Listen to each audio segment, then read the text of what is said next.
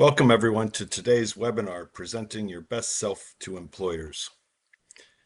As mentioned in the setup, my name is Derek Shields and I'll be serving as the presenter today, and I will be joined by Ray Cebula, who will serve as today's moderator. Ray received his law degree from the University of New Hampshire's Franklin Pierce School of Law and spent 23 years providing legal services to individuals with disabilities in their interactions with Social Security, and then became part of Cornell University's Work Incentive Support Center. Then in 2005, Ray joined the staff of Cornell's Yang Tan Institute on Employment and Disability. He now serves as the program director of YTI Online, that is Cornell's Work Incentives Practitioner Credentialing Program. Ray will be joining us at the first Q&A, and as Jamie mentioned, we'll have two. So Ray will be moderating those Q&As and receiving your questions through the Q&A pod that Jamie discussed. So send those in and Ray will cover as many of those as possible. And one more note before we get started and I get into the presentation material, I do want to point out that today's webinar will be available on our website at Choose Work in the Wise On Demand section. For those of you watching the archive, please note that this webinar was recorded in 2026 and some of the information may be historical. Please visit choosework.ssa.gov for the most up-to-date information. Okay, with the webinar overview, today we're going to talk about the ticket program and discuss topics like what is Social Security's Ticket to Work program. Of course, we do that every time because that is at the heart of what we're trying to do. We're also going to cover topics more related to the title, and we're going to talk about creating application materials, building those strong materials for your application process, and so you could have confidence in them, preparing for the interview itself, and making sure that you're both confident with your materials, but also comfortable and confident in what you're going to say. And we look forward to covering those practices there. And then in the final area, who can help you in presenting your best self to employers? And we'll be covering our employment team members that have services and supports to really get you ready for all these things. So whether you're just starting out or on your path to find out about work and if you're ready to work, or you're a little bit further along the way, this session is really designed to increase and give you confidence to move forward in your process. So we encourage you to stick around, see what you can learn today, and hopefully open up a few new ideas and doors for employment possibilities. And with that, let's get started. As I mentioned, we're going to start with what is Social Security's Ticket to Work program. In short, the ticket program is a free and voluntary program that's from the Social Security Administration and is offering career development for people ages 18 through 64 who receive Social Security disability benefits and want to work. And that's really the only requirement. You have to want to work. It is free and voluntary for people ages 18 through 64 who are receiving those Social Security disability benefits. So you have to be receiving the benefits, and that's either SSDI or SSI. And we'll talk about those on the next slide. But we really seek out the people that want to work, or perhaps some of you feel like you want to and need to work. The program helps people with disabilities move forward to financial independence, either toward or to financial independence, and connects them with those services and support needed to succeed. So if that sounds like you, we have some great career development offerings for your consideration. But before we get into those, let's cover SSDI and SSI, because you need to be receiving one or both of these benefits in order to participate in the ticket program. So first, let's cover the one on the left here, Social Security Disability Insurance, or SSDI.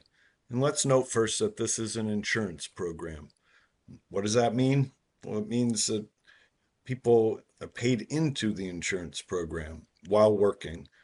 So if you worked in the past and you've provided FICA taxes, these were being withheld from your paycheck, you were actually funding disability insurance benefits for the future. And your amount of those benefits depends on how long you've worked and how much you've earned. And there's a maximum amount to that.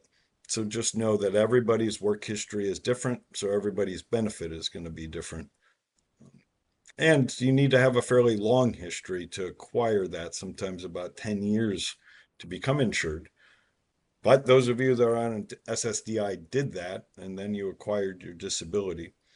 So with SSDI, it's an insurance program. You paid into it, and the program doesn't really focus on resources. Don't care about any unearned income that you may have. It's really just about that insurance program. Then on SSI, on the right side, we have the supplemental security income. Notice that doesn't say insurance. This isn't the insurance program. It's a needs-based program. That's provided by Social Security to help for people who have not worked enough to be insured for SSDI or do not have a work history at all. Of course, that happens for some people too. So it's very, very different. And it's also going to look differently. It's going to look at if you have those low resource amounts and some, investigation into any income amounts. Social Security administers both of these programs and pays monthly benefits to people with limited income and resources who are either blind or have a qualifying disability. So it's important to note, SSDI 18 through 64, and Ticket to Work 18 through 64. SSI is available to people who are 65 and or older and children with disabilities or those who are blind. So there are some differences here, and we know you have questions about that. But now that we have that baseline information, we can talk about how the ticket program can help those people who are 18 through 64 and receiving SSDI and or SSI. So the ticket program has service providers, and we can connect you with those service providers to understand how earnings from work will affect your benefits. I think that's really critical. Of course, the program offers free help when you're ready, and we have some examples up here about those employment services and supports that are readily available to you. We'll start out with this idea of deciding if work is right for you. Career counseling is important. And while some of us might think that, okay, my disability is evolving and maybe work is right for me, working through that with a career counselor will really help someone talk to you about your skills and interests, your work goals, and how that might fit. What jobs are out there that can fit your work goals and capabilities. Next, preparing for work and the idea of job readiness so you can receive that help. And today we're going to talk about some of those in detail, preparing the resume and making sure that you have confidence in, preparing for work. It's an important step for sure. We also have finding a paid work opportunity. There are some different services that exist from the ticket program that will allow you to examine, like, introduction to employers, potential job placement services from some of the service providers, or teaching you how to navigate, that skill set of finding a job skill set. And, unfortunately, most of us don't ever get taught that skill set of finding a job. Sometimes one job will lead into another one, but when you pause employment because of being on a disability benefit program, that pause can make it hard to get back into work. So that's what the services and supports can help you with. And one of the things that they can do is, in developing a plan for all these things. And then once you get work, you acquire work, there's the notion of succeeding at work. And those are more of the job retention services and supports. Maybe you start a position, the ticket program can help you in retaining that, maybe in asking for a reasonable accommodation that you didn't know you needed when you started, but is needed for an essential job function. Now, for all of this, you can learn more through some of the links here that we have on the slide. First, check out the link to access the fact sheet, What is Social Security's Ticket to Work program? That one is in the web links pod, which is in the bottom right corner. We encourage you to look at that. That's item number 7. And then the other link is for a deeper dive. This is a self-guided tutorial, and that's available at item number 8 in the Q&A, or I'm sorry, in the web links pod. So if you really want to start exploring those further, we have those deeper resources in that tutorial on our website. So with this in mind, we also encourage you to get in touch with folks on our team in order to discuss your thoughts about either returning to work or starting work for the first time. If you want to find out what you qualify for, etc. We have a Ticket to Work helpline. So the website, but we also have the Ticket to Work helpline. And this is a toll-free helpline to answer your specific questions and support you on your journey to financial independence. And earlier when we talked about, not sharing personal information in a webinar, well, that can happen through the Ticket to Work helpline. So the beneficiary support specialists that are there are available Monday through Friday, 8 a.m. to 8 p.m. Eastern Time to answer your specific questions. You can reach them at 1-866-968-7842. Or if you use a TTY device, the number is 1-866-833-2967.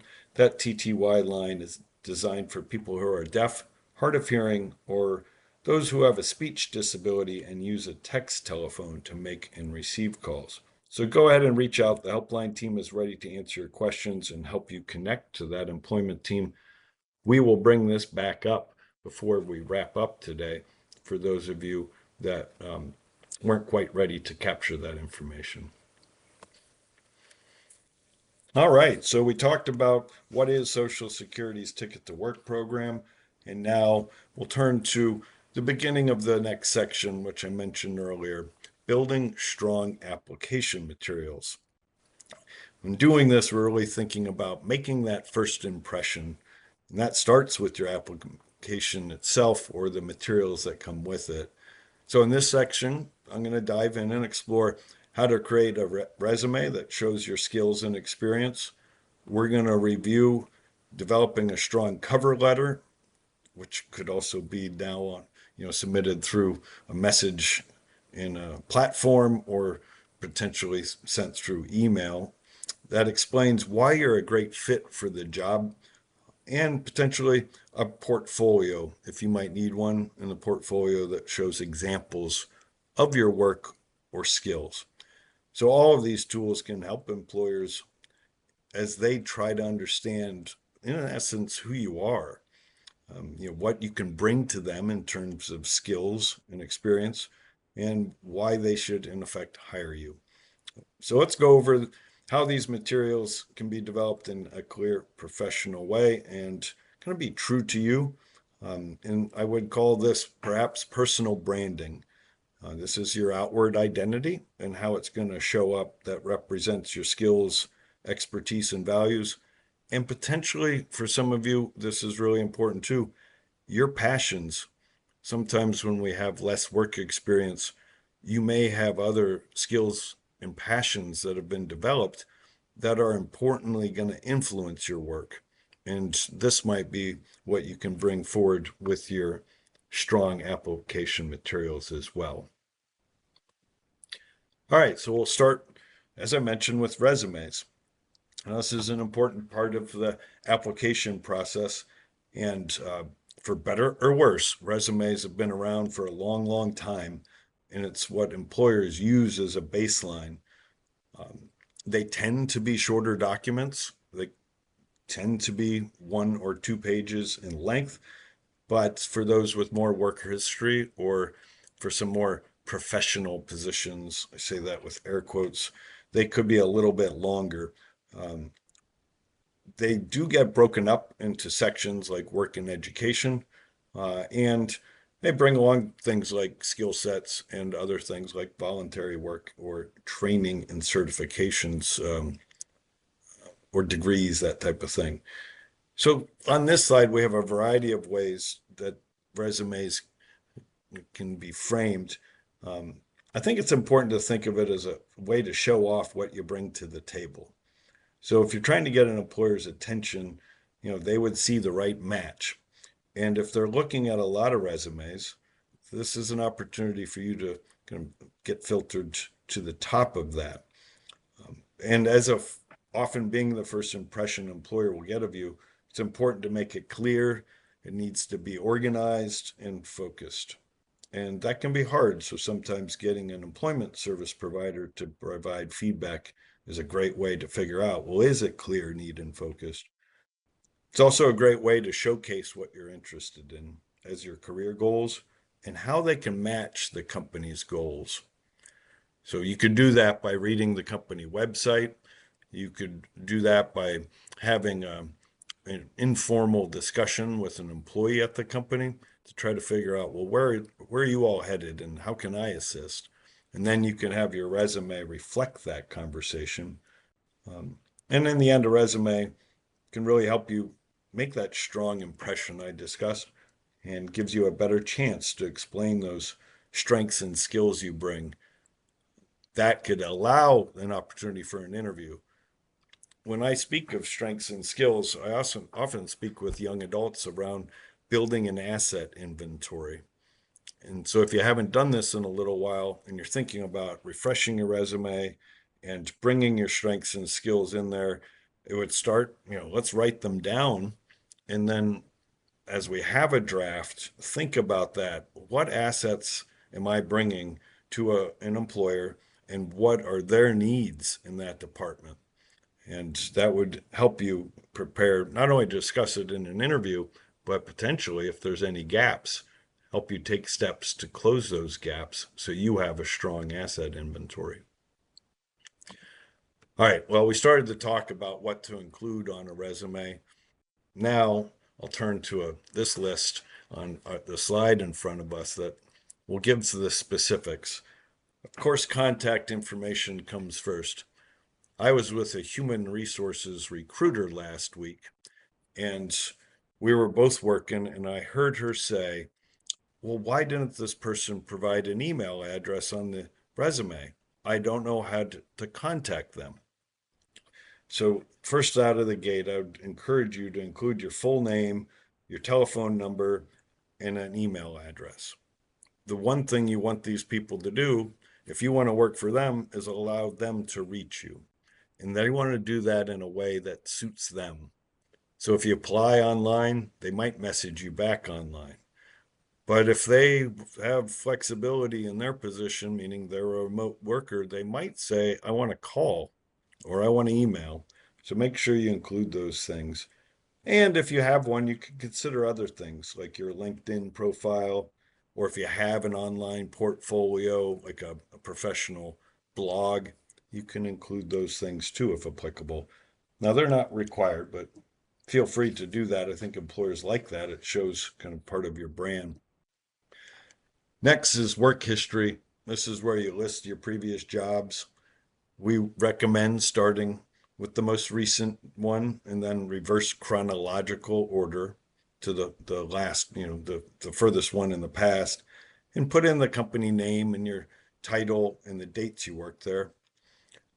We have two bullets here, education and certifications. So we have that learning section.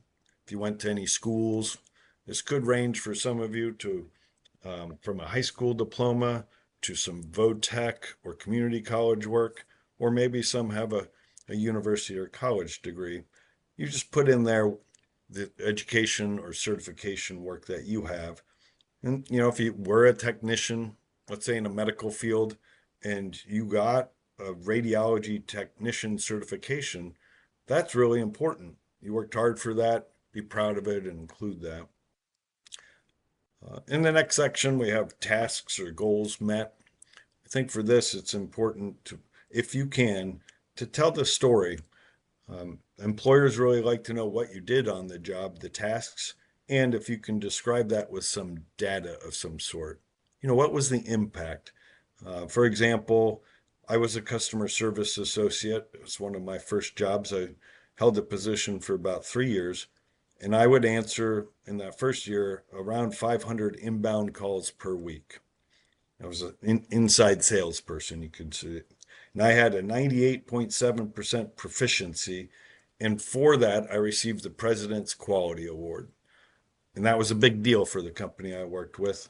And I was proud of that. So I was able to also put that on my resume.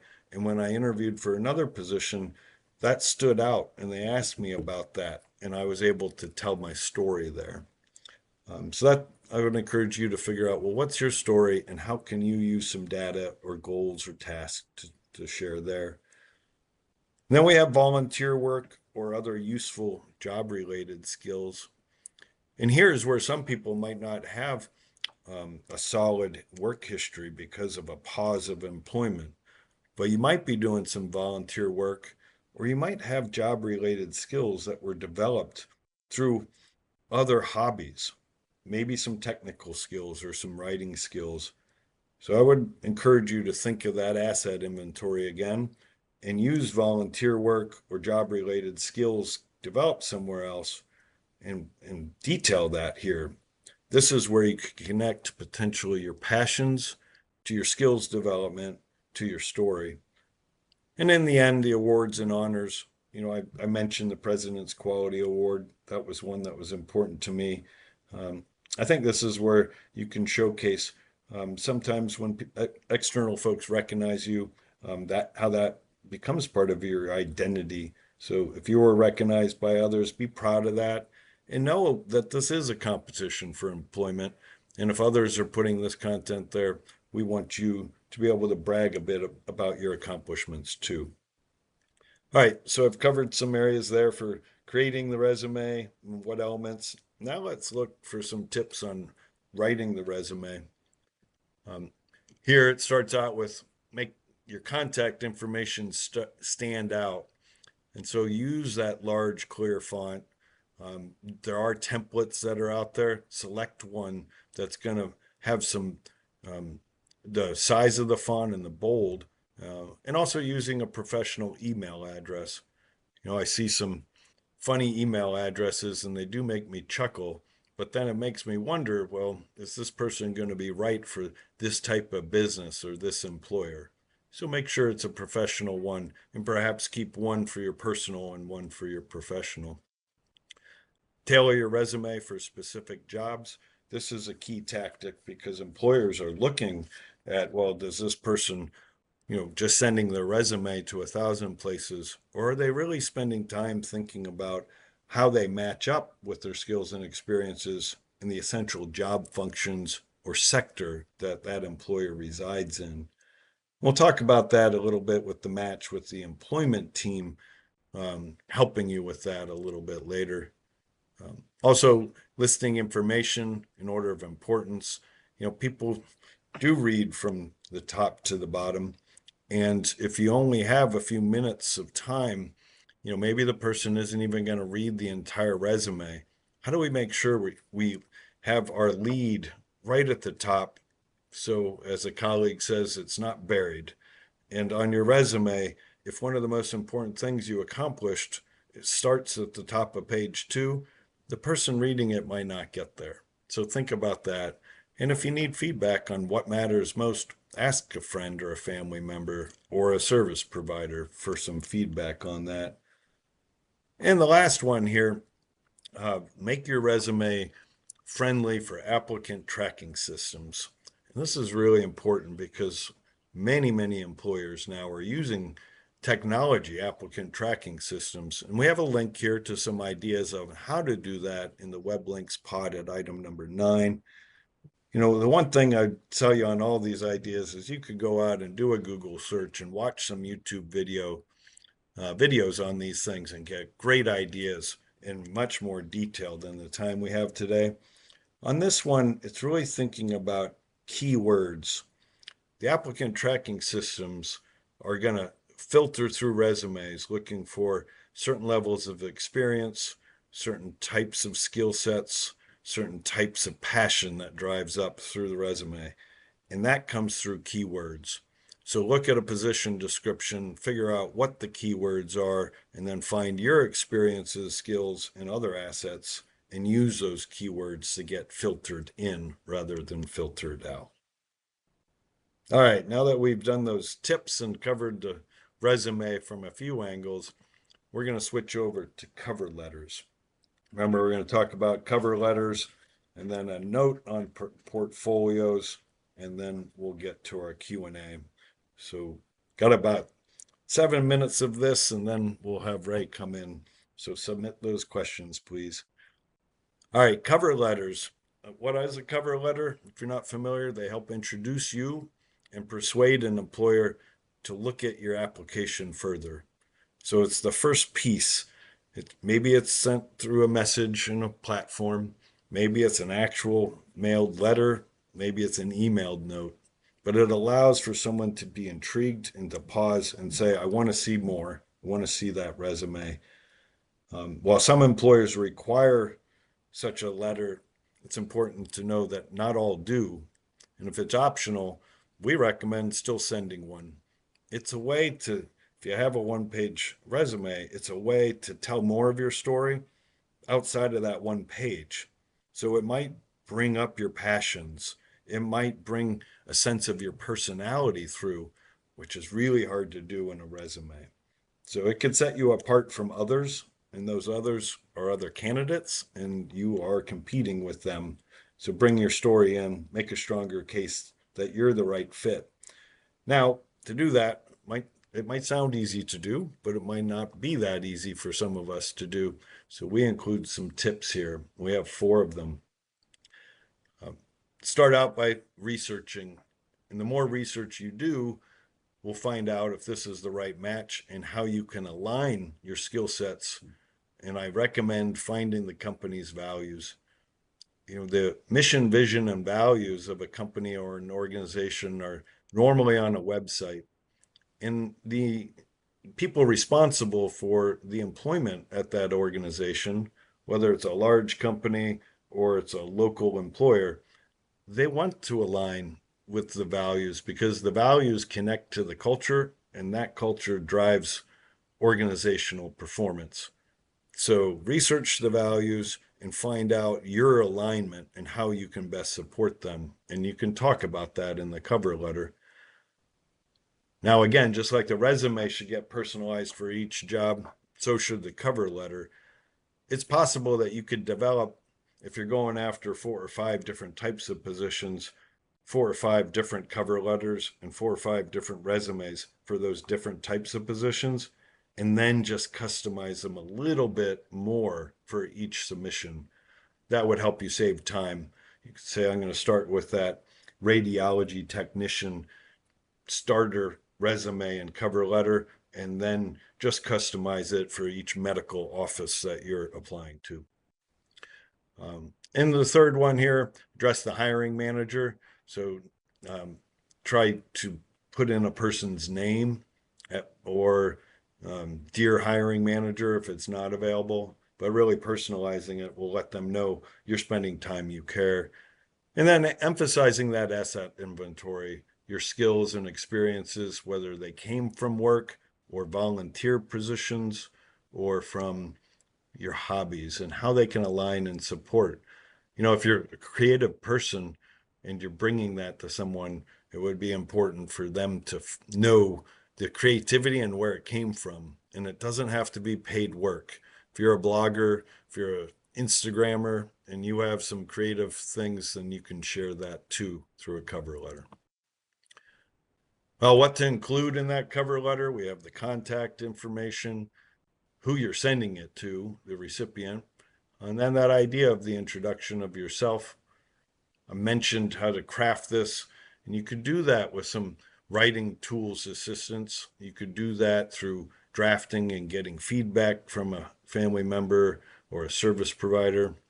And then we get to a couple key things. What makes you uniquely qualified, and any accomplishments that you would highlight for that unique qualification. I think you could call out things in your resume here in a way that an employer who might not get there, if they don't get to page 3 and they're only on the cover letter, it would draw them in. And that's the sales technique that we need in the cover letter. And then the closing statement. I look forward to hearing from you, or I'm excited for the opportunity to work for your company and your brand. Let me know when we can talk, that type of thing. So, important cover letter elements um, and important ideas around the cover letter to be accompanying the resume. Well, next up, we have portfolios. Now, not everyone and not every job requires a portfolio, and that's the last point here, but I'll start with that. But those that do, it's a great way to augment a cover letter and a resume by bringing one more thing to the table. And that's a sample of what you can develop or what you have developed. And that's previous work, either paid or voluntary. And it showcases how your skill set leads to outcome or leads to product. And employers could really benefit from that. Many of you can think of portfolios and you might be like, well, that makes sense for an artist because an artist carries a portfolio and brings out the pictures they've painted or drawn. Well, in this, keep that picture in mind, but apply it to other types of product. I want to be a social graphic designer. I should have an online portfolio of some of the advertising work I helped my previous employer do. There's a chance for you to consider a portfolio that would generate, capture someone's interest. So I hear there's website design. I use the graphic designer perspective, but putting those product out there, if you like a photographer is a great example. For me, I don't have a portfolio personally that's like a separate website, but I have a LinkedIn page and I put some of the projects I've worked on over the years in a portfolio driven approach. So I helped launch the National Disability Mentoring Coalition. It runs the Susan Daniels Disability Mentoring Hall of Fame. I'm involved with the Learning Collective. I helped write this, database. These types of things can be out there. So it's one more way to show not only are you passionate and you have skills and assets, but this is what you can help deliver. So think about the portfolio, and if that seems like a cool thing to add to your resume and cover letter, it might be one more way to differentiate yourself. Here we have those tips, determining the best representations, developing the sections like publication, websites, artwork, or photography, and then putting a statement in there outlining your goals. Like, this is my past work, but this is what I'm looking to achieve, perhaps in my creativity or in my builder hat. And building can be a lot of things, but what do I want to build next for that employer? Request and maintain current testimonials and references there. It's a place where you could have more references than maybe the line of references available upon request, and emphasizing awards and other achievements, as we've mentioned.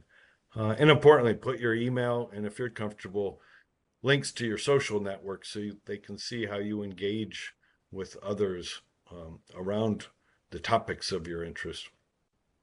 All right, we covered a lot there with the tips. When you think about reviewing your application materials, get somebody to check them. And we'll talk about the employment service providers that are part of your team, but family members and friends. And remember to revisit and revise them. They can get outdated. You want to make sure that they're up to date. And so when there are up to 250 applicants, that your materials are fresh, customized, and will stand out to the employers where you're competing for that position. All right. Well, I mentioned at the get-go that Ray would be with us as our moderator today, and I'm delighted to bring Ray in now to pause and hear what questions we have. Right? Thank you, Derek. Thanks for that great information. I was thinking about my own self during that and thought, gee, I could have a portfolio listing the significant cases that I brought. And I never thought of that. I always assumed portfolios were for art and things like that. So thanks for that, Derek.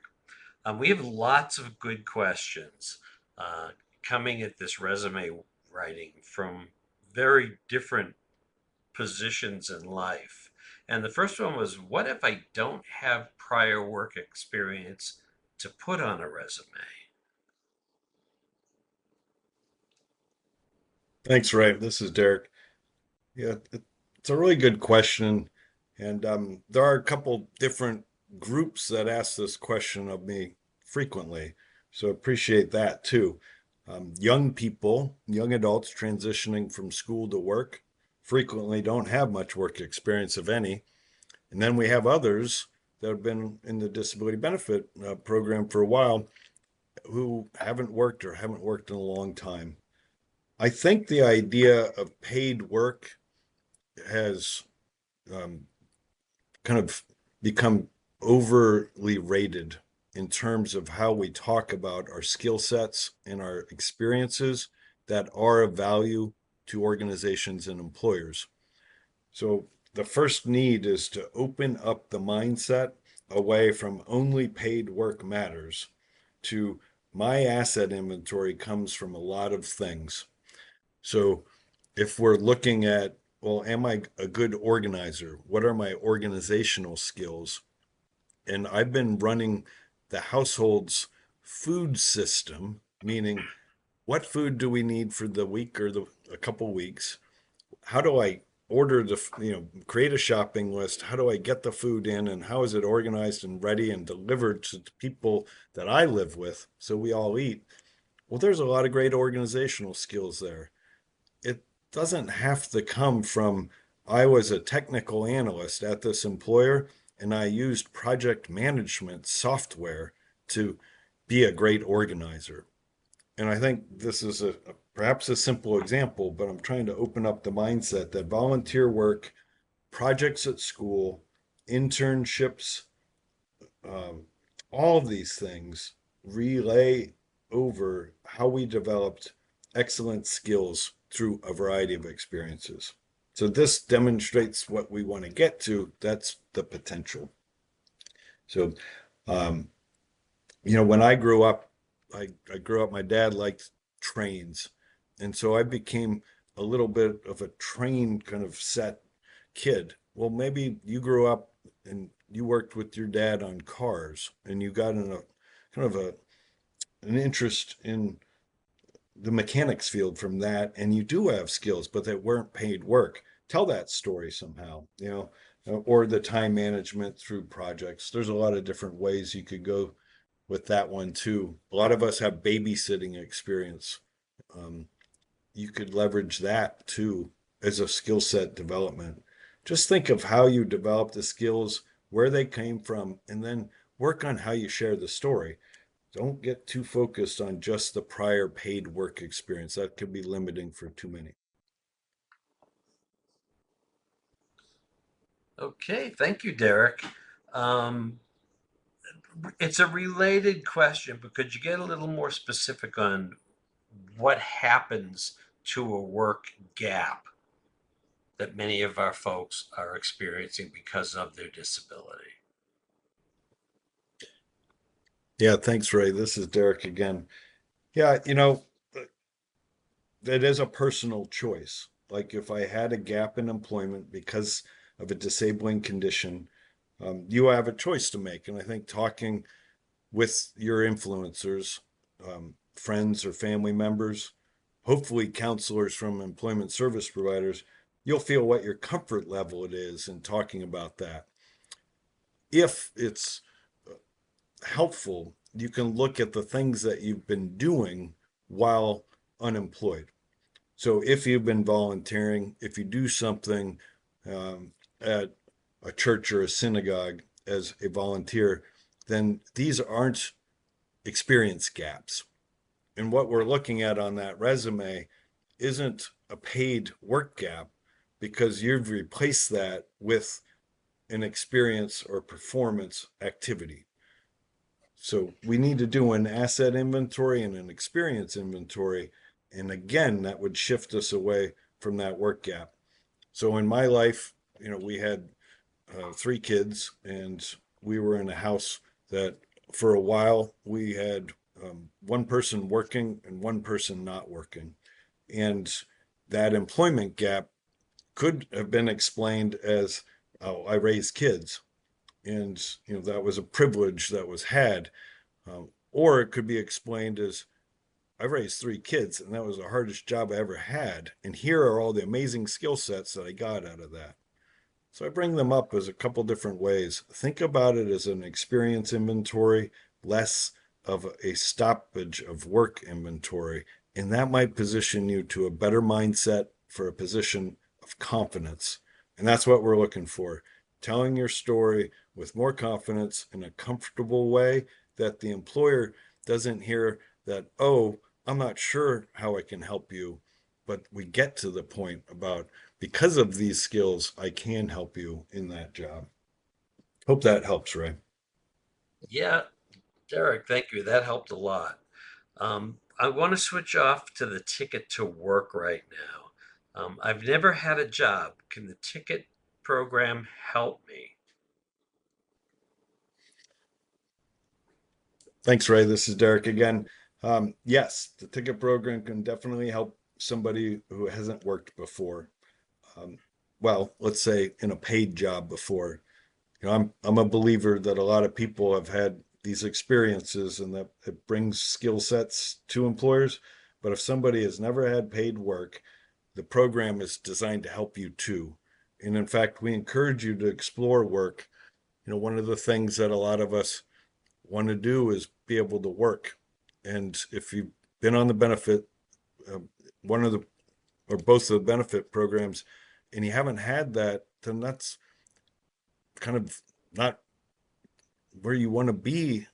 We want to help change that. Like people say, well, what is it that you do? In our culture, it commonly means work. The ticket program is a vehicle to help you, if you want to work, get there for the first time.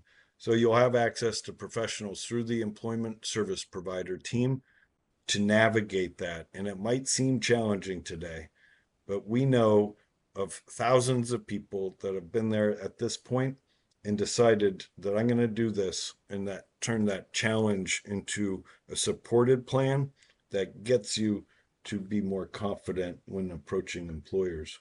So I think the key on that is to just know, if you're going to approach it, no, you don't have to do this alone. There's an entire team there. We'll talk about them in a little bit, but the ticket program is designed to specifically help those who do not have work experience as well. And we would love for you to participate in that program with us.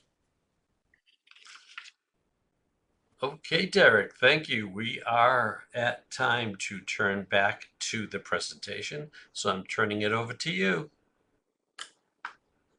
Thank you, Ray. And remember, keep the questions coming in. Ray will be back for a second Q&A, and we'll take more of those in just a little bit. All right.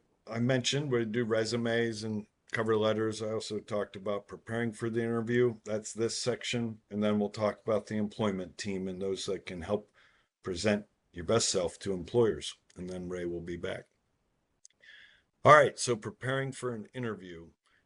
This is the opportunity to showcase everything we've been talking about.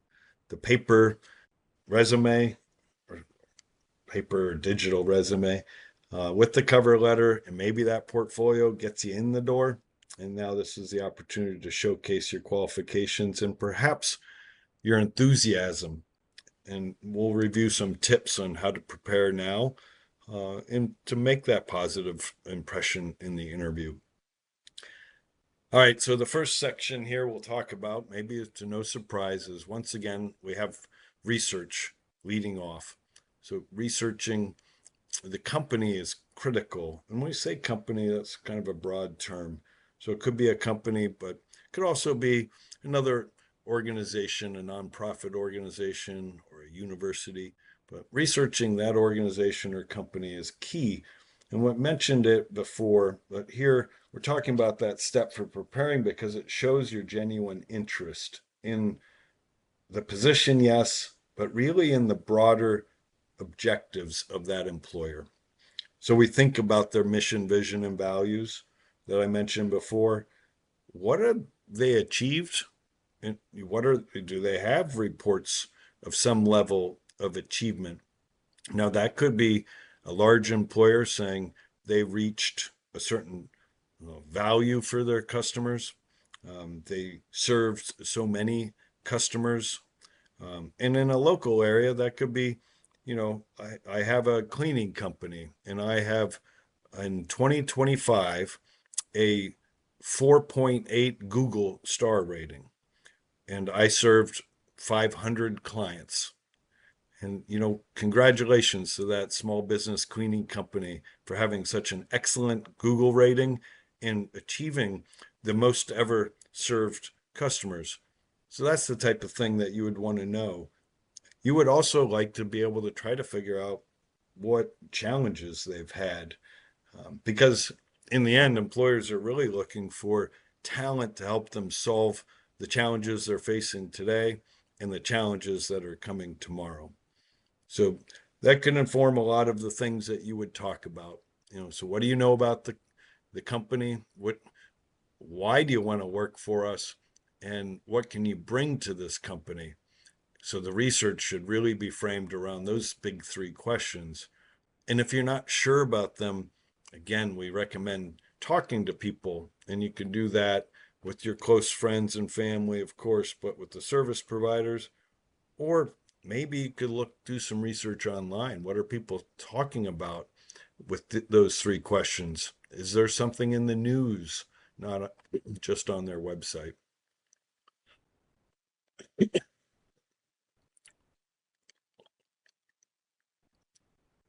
Next, we have practice answering questions, and this is an important one. This will boost your confidence and help you communicate clearly for sure. So we have the three here: preparing for a mix of questions. These can be the softball ones, like I call them softballs. Maybe they're hard for people. Tell me about yourself. Well, we can all do that, but we have a problem if we're not practicing it, because we might kind of fuddle through it a little bit. So practicing is important, but also role specific questions related to the job. They would be a good one to have too. You could do that by looking online. What are the top 10 most common interview questions? And that would allow you to think those through, even write down some specific responses if needed and practice them, because you're bound to get one or two of them in any interview. And then we encourage you to practice. So give 5 or 6 questions to somebody and sit with them, and whether that's on the telephone or in person, and have them ask, and then ask them to ask a follow-up question, something that comes to their mind. So if you do that 2 or 3 times, you'll be more confident for sure. Next, when we think about practicing, you can also, there we go, sorry, prepare questions to ask the employer. And this is critical because all the work you've done on your personal brand will come down to: I worked on my resume, I told my story in the cover letter, my portfolio is rocking, and I prepared for the interview.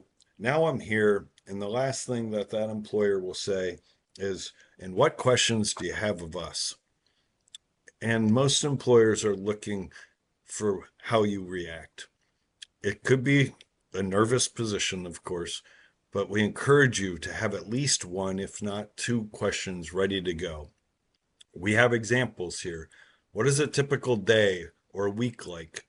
Um, what would be the training for me as I onboard? What's the most important thing someone like me would need to accomplish in my first 3 to 6 months in this position? I like the next one. What's your favorite part about working in the business? It looks like you've worked here for a long time. Can you tell me about your experience? How did you start? How did you get into the job? And what's your favorite part of working here? The key tactic there is all of a sudden they're talking about themselves and their career. And most people like that. So keep that tactic in mind. Of course, if you don't have clarity on the next steps before you go, it's a hard question to ask, but we encourage you to say, what are the next steps in the hiring process? I have a relative who received a job offer yesterday, and for 4 days, she didn't know in the middle of the process what the next step was because she didn't ask. And so, while we were excited for sure to be offered a position as a recent graduate, we also said, well, why didn't you ask what the next steps were so you had clarity? And it's a great question, and it could be to a test by the employer if they haven't told you, well, what is the person analyzing what they should know and asking what they want to know? So some good questions to consider here. Again, you could look up more online too. All right, we do have a slide. It used to be called Dress for Success, and everybody would look the same, and employers, and now we have a lot more flexibility here. We talk about dressing for the job. Dressing appropriately for an interview is really important, and it shows the interview or that you're professional, but also that you have an understanding for the sector or the employer's work. So if you're applying for an office job, they might prefer, a bit of a professional look, a suit or getting dressed up with nicer clothes. If you're applying for a service position, like a technical job, or in this case, a welding job, then maybe more protective gear and more comfortable clothing for that field would be a good match. No matter what, we want to make sure that you have clean, kind of wrinkle-free clothes. But if you don't know what to wear, it would be important to ask in advance of the interview. So again, make sure that you have the confidence, and if you need to practice, go ahead and practice. Then we move to be mindful of time. Now, if we're going to an interview, we want to make sure that you're there a few minutes early. So make sure you have the directions. If you need to practice on getting from where you are to where you need to be a day before or the similar time of day before, that would help. And then you have extra time to get there in case something happens. And then be respectful of the interviewer's time so you can give your full attention, but also know we were allotted 30 minutes. I know that we're coming up to the end of the time. I do have 2 questions I'd like to ask before, but also the respect point. And this next one is turn off your phone and bring a professional situation if needed to that environment. I once read in the Washington Post somebody brought a cat to an interview once, and the cat was sitting on the person's lap. So obviously, that's probably not going to help get you that job. And then follow up with the interview to thank them. Demonstrate in that follow up that this is your post interview thank you letter and an opportunity to connect a couple missing dots. If you wanted to reinforce your skill sets and asset inventory, you could do so.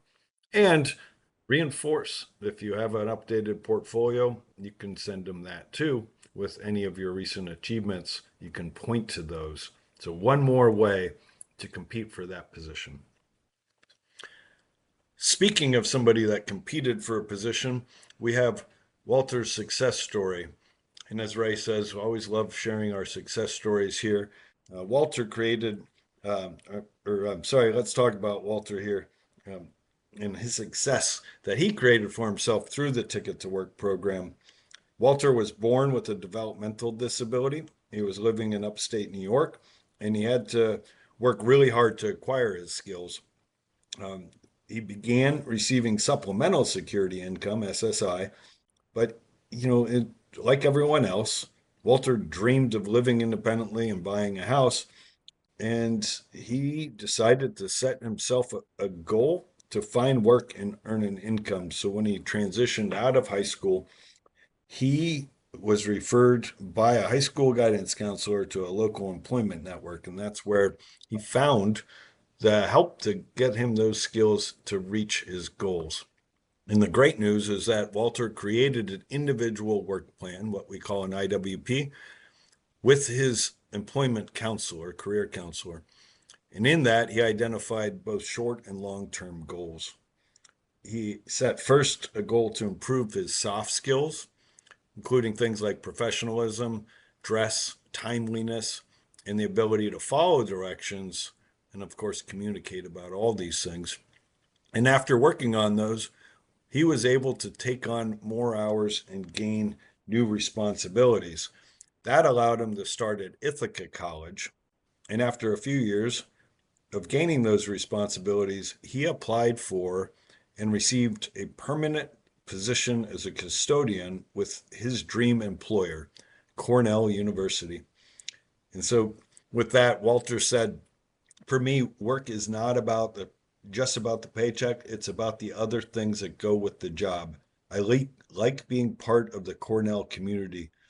Now I get to go to work every day in a place where I'm comfortable, where I can be myself.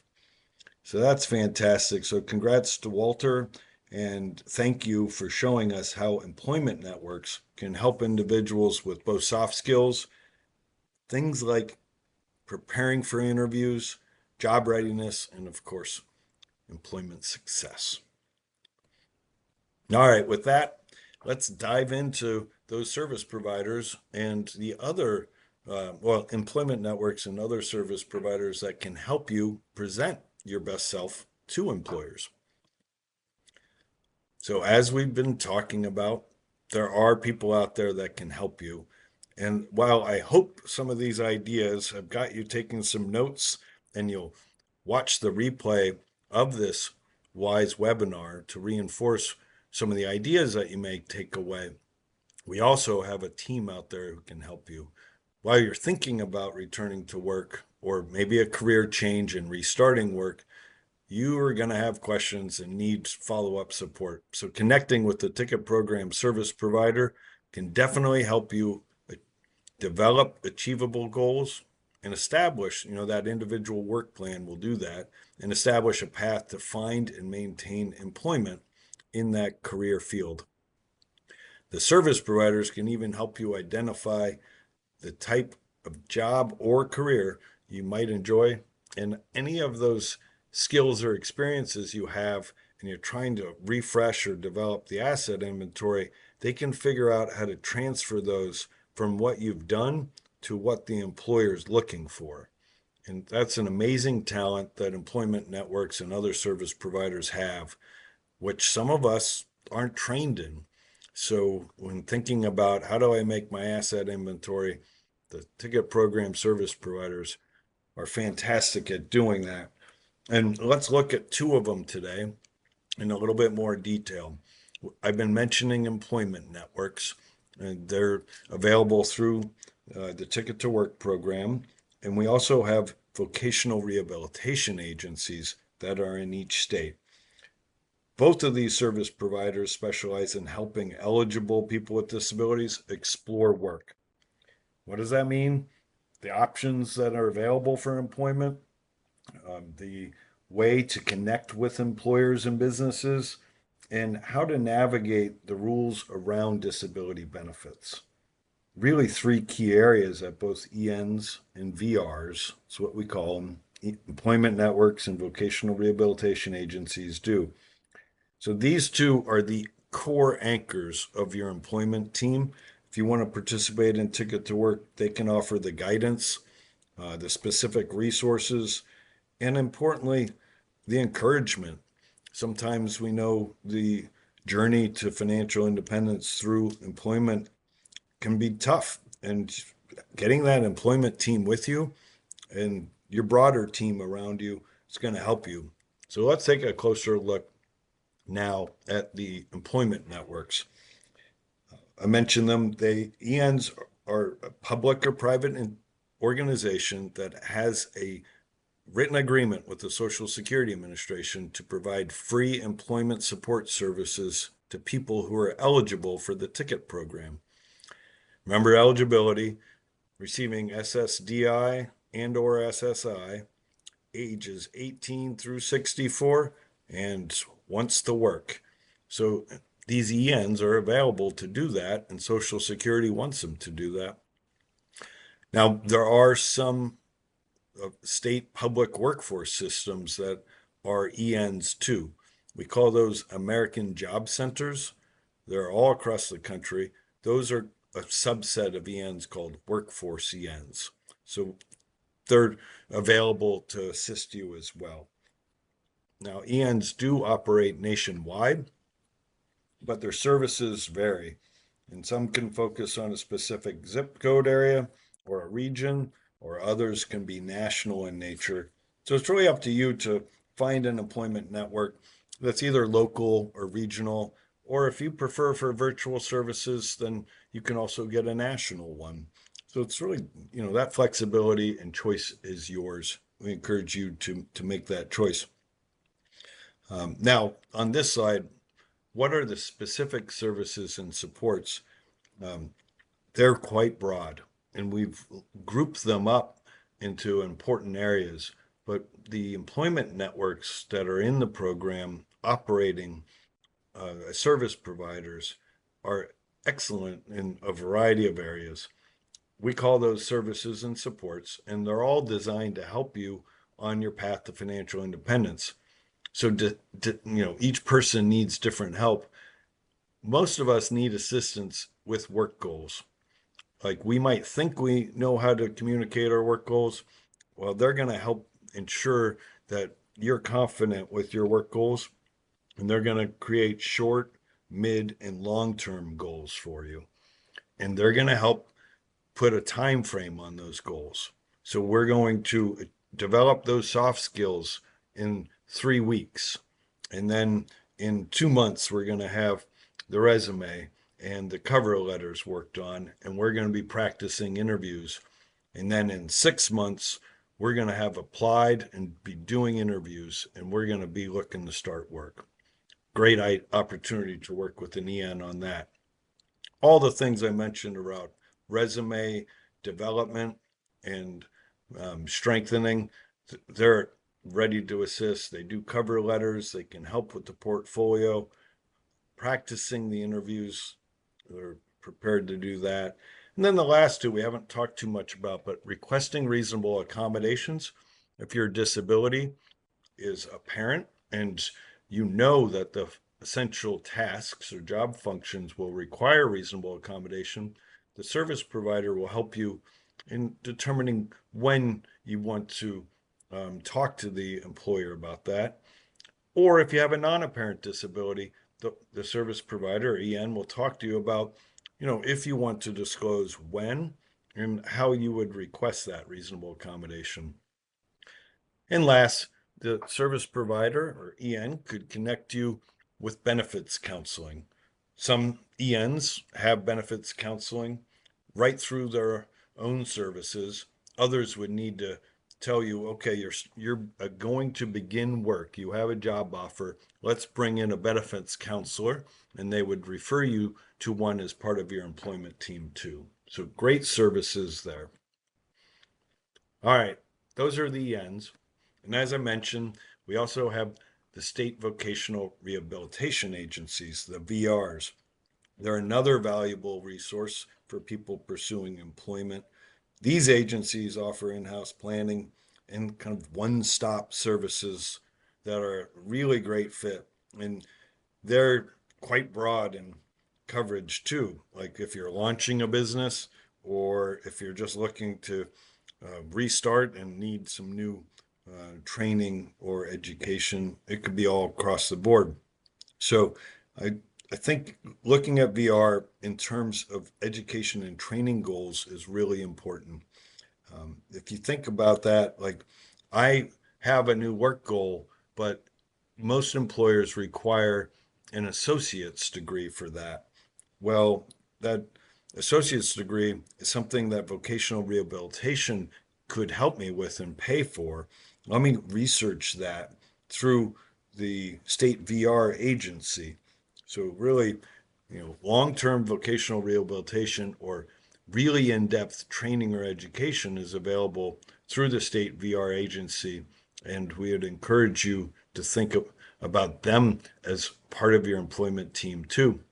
Those agencies may also offer benefits counseling, like I mentioned with the ENs, which is such an important element for a successful outcome as you start work as well.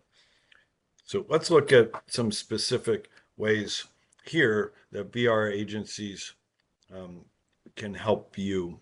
So we have three listed on this slide. Now, VR agencies usually work with individuals who need more extensive services. That means it's a more comprehensive service requirements that are documented there. And that's their mission. So they're ready to do that. In some states, this can include that intensive training and education and rehabilitation. And those examples I provided earlier, like getting that associate's degree, but it could be vocational school for return to work too, or a specific technical certification. If you're interested in the software design and development, then you might need technical certification for that employment, that type of thing. So it's really a variety of intensive services.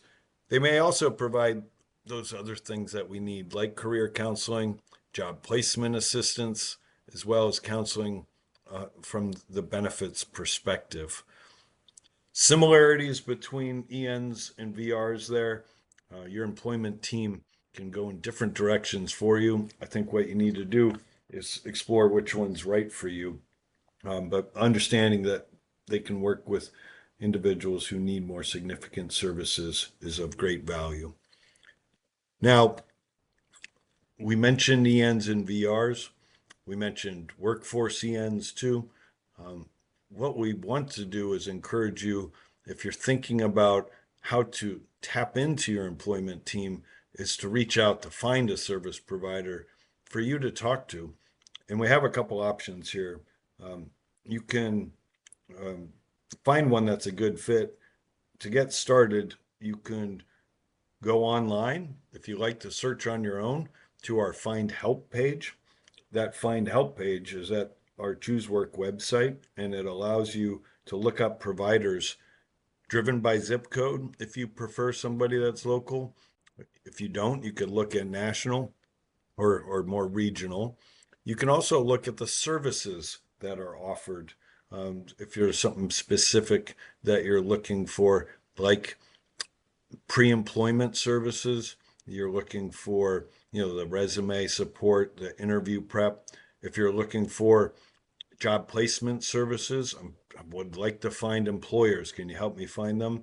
Or those job retention services, ongoing coaching or help with asking for a reasonable accommodation. Then we have the disability type, languages spoken at the EN providers, and then that provider type is it an EN, a workforce EN, or a VR? So Find Help page is a great option, or you can do the service providers lists that are provided at the Ticket to Work helpline. Mentioned them earlier. You can call up at 1-866-968-7842 or through that TTY line, 1-866-833-2967.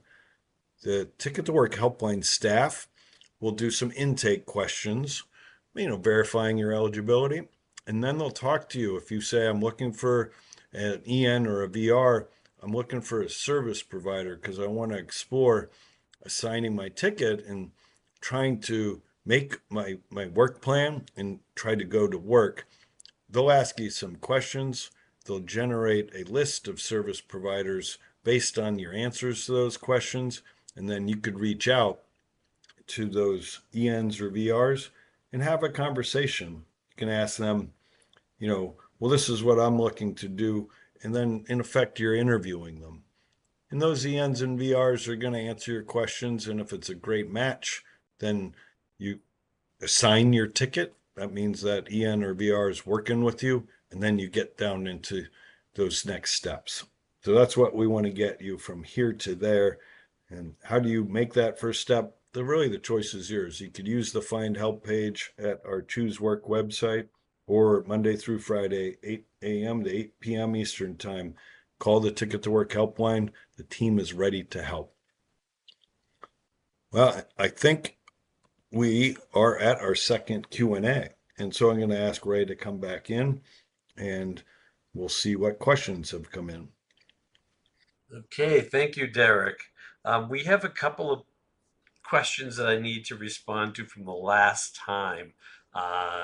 We have had continual questions about that resume gap. So I wanted to point out that in the web links pod, there is at Article 12, a closing the resume gap page for you. And I'm going to ask you all to look at that. And back to the Ticket to Work again before we start on this session, Derek.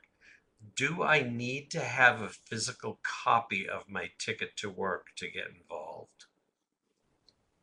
This is Derek. No, that's the answer.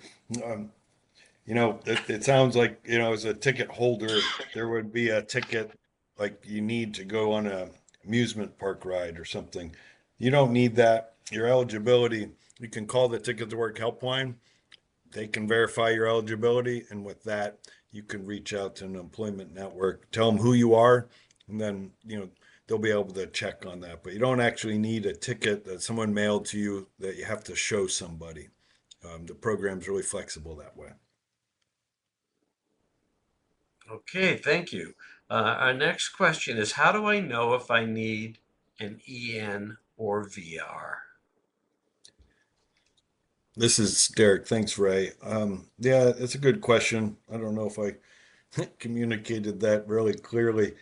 The more intensive services is a way to lean towards a state VR agency. I think so. If you need training, education, or rehabilitation, the VR, the State Vocational Rehabilitation Agency, might be a better option for you.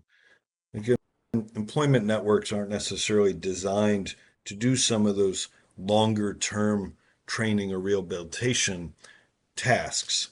That's not what the mission of the Social Security Ticket to Work program is about. That's more state vocational rehabilitation. So those more intensive services is a good way to go. If you're ready to enter the workforce, though, and you don't need as many of those detailed, kind of longer term intensive services, so if work is closer to you, then navigating those steps and the benefit changes through benefits counseling or needing help preparing for the interview, the employment network is going to be a great option for you. So we do have something of a fact sheet on our website, choosing the right employment network for you. And you can find that at the Choose Work website, or you can talk to the Ticket to Work helpline about that and also reinforcing, which way to go. That's kind of our so-called rule of thumb. More intensive services, VR. If work is a little bit closer to you than that, you're ready to work, then the ENs are a great option. All right, thank you for that, Derek. Someone out there is working with VR now and wants to know, can I work with an EN too? This is Derek. Yeah, we get that question a lot, and it is a good one because it can be confusing. The answer is you can work with both. If you're in the ticket program, you just can't work with both at the same time. So traditionally, somebody will have a ticket assigned to a state VR agency, and they'll get those more intensive services.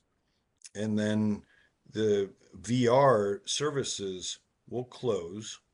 And then after that, those services close, or what they call a case closure, then after you start that, you're working, then you could get a ticket reassigned to an employment network for those retention services that I mentioned.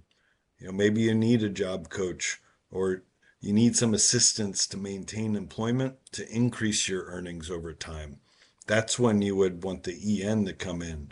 So it starts with the VR services.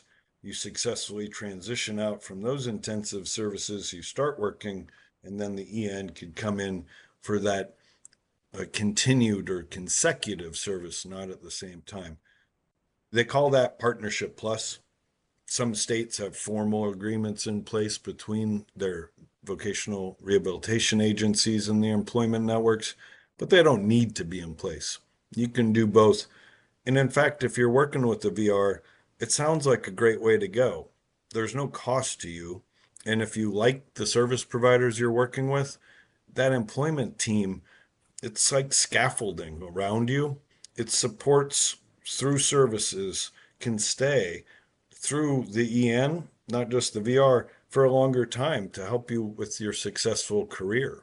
And that's what we're all looking for. So I would encourage you to consider that if that's something that sounded good to you. That sounds like great advice. I'm a big fan of Partnership Plus. I think I've got one that's right up your alley, Derek. How do I network if I don't have many professional connections? Yeah, this is Derek. Yeah, I think Ray knows that I really like networking as a skill set. And I think the reason I like it is because this question gets to the heart of nobody teaches us how to network. And yet, when we go to find work, it's the one thing that says, people say is, oh, yeah, you got to know how to network to find jobs. It's about knowing people. And that can be intimidating. Um, so there's ways to make it less intimidating. And it's starting by talking to people you already know. And so we have friends and family, and then we might have some teachers, or if you took some VOTEC or community college courses, maybe a professor. And so you start to expand your network through those connections. So if you don't have professional ones, you have those. When I first tried to develop professional connections, I went back to my voluntary experiences. As a volunteer, I showed up on time. I gave my effort for my community, and what I got back was reciprocation. I got introduced to two people that were professional connections, and because of that, it opened some other possibilities. So I'd look at your network and I'd write down lists: friends, family, um, my experience connections, voluntary experiences are a good one.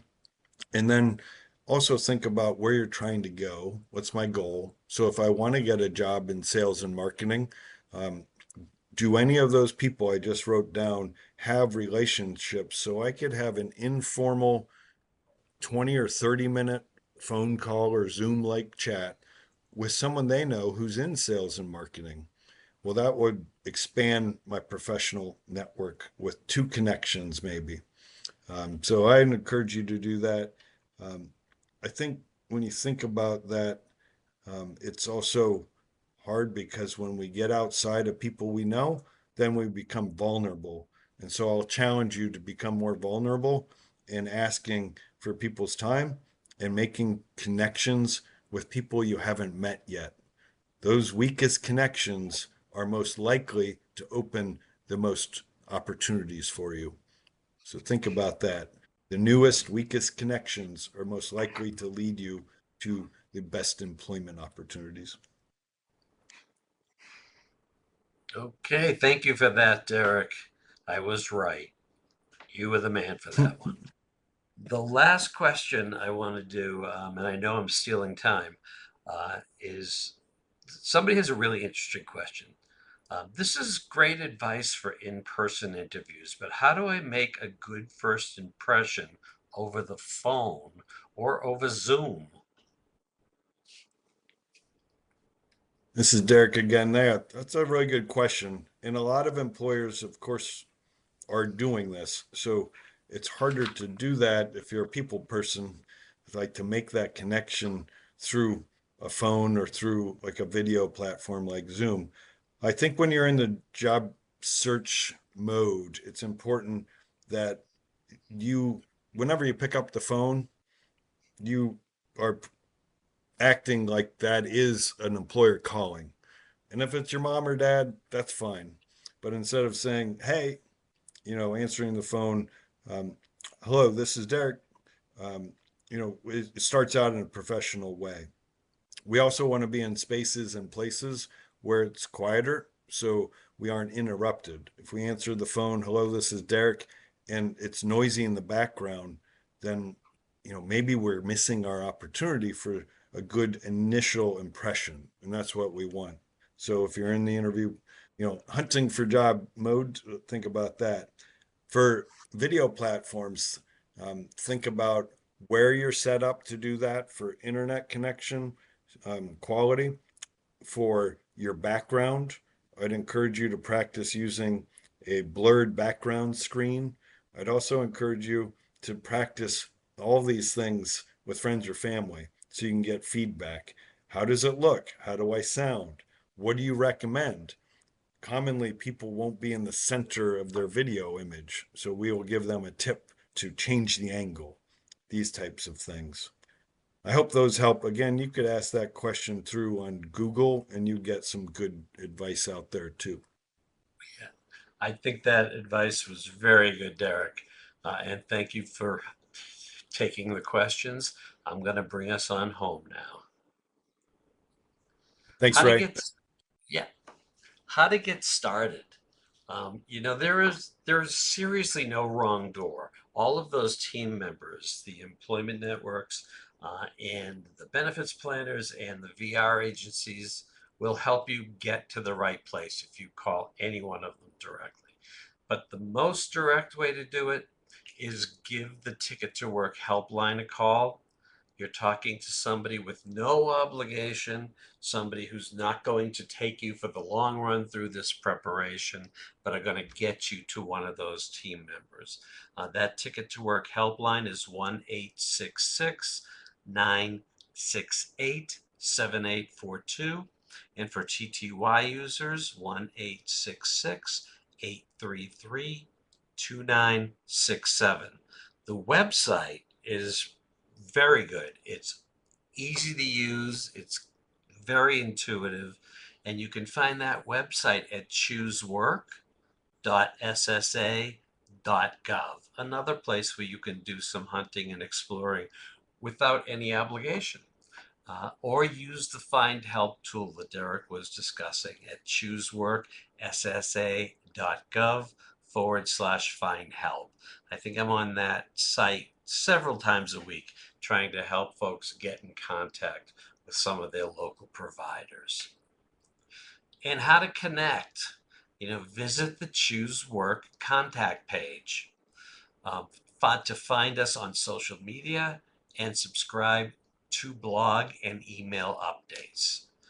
How about opting into receiving text messages by texting ticket to 1571 489 5292?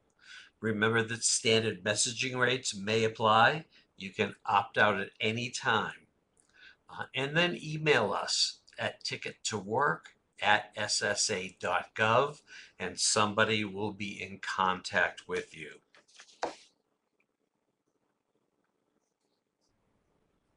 That brings us to the end of today's presentation. I want to thank you for being with us. Thank you, Derek, for giving us a great presentation, and see you soon, I hope. Take care.